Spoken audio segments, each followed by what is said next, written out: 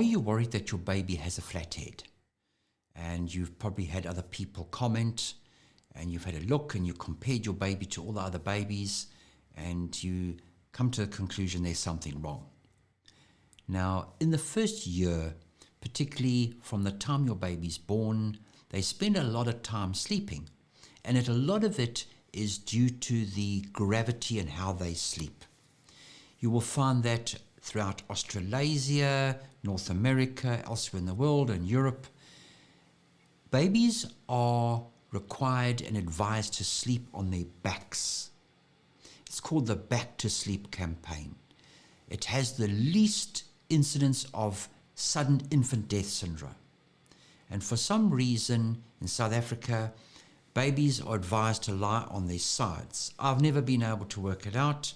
It's almost a difficult problem to try and convince parents. But somehow, right from birth, a lot of the clinics and clinic sisters, they will advise babies to lie on their sides. So elsewhere in the world, you'll find that babies have flat heads. But if you wait until most children are 2, they've all got the same shape heads.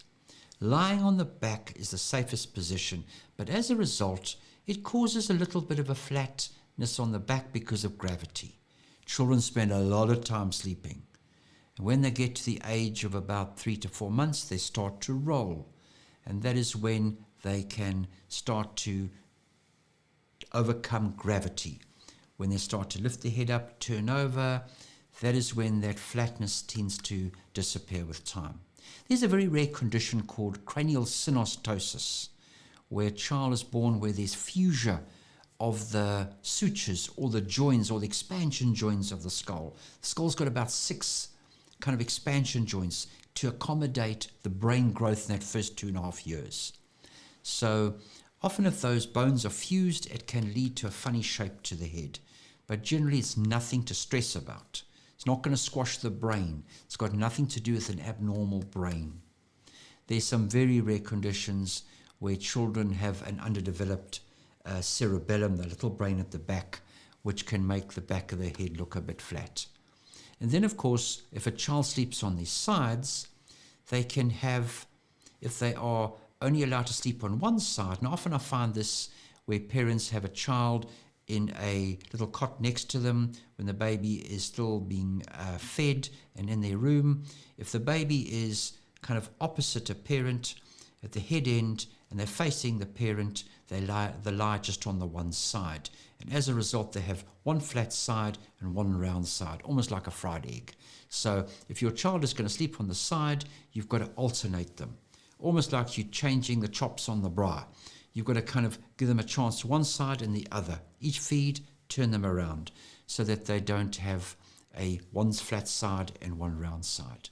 And you can often see that immediately. I can take one look at a baby and tell whether a parent allows their child to sleep on their back or their sides.